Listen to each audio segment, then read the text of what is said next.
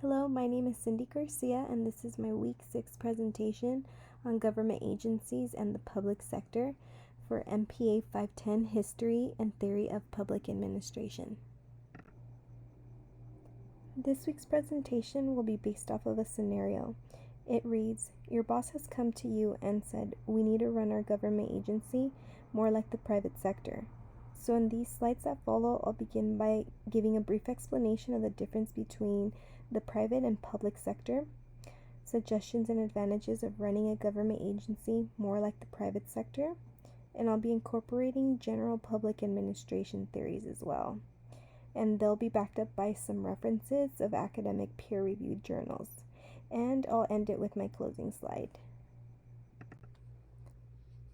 So I'll begin my presentation by giving a brief explanation of the difference between the public and private sectors.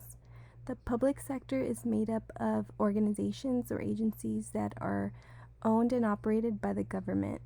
Their purpose is to provide services for its citizens. The private sector is made up of organizations that are run by individuals and groups who seek to generate profit. The public sector does not seek to generate a profit. So in this slide right here, I provided the references to some academic peer-reviewed journals that helped me strategize the benefits of running a business like a private sector.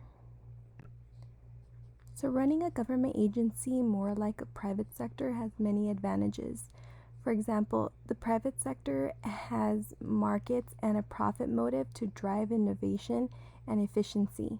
By having a profit motive, it drives change, efficiency, and innovation.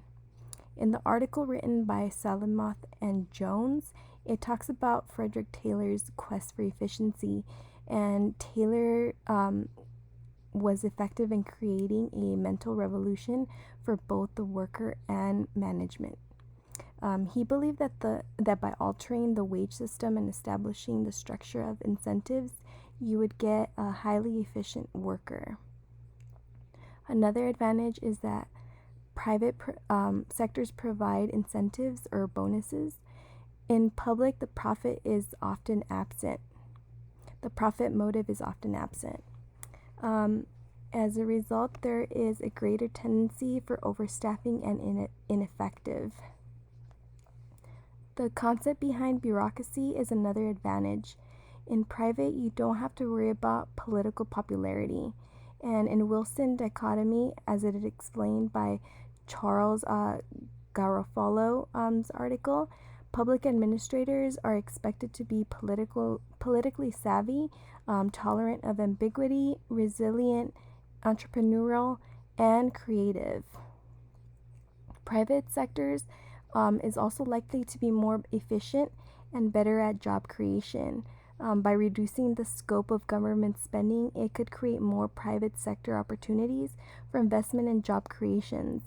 In the article by Karasis and Petrido, it talks about the benefits of running a private organization, and financial incentives, promotion, opportunities, and organizational prestige had a strong effect on private employees' psychological empowerment.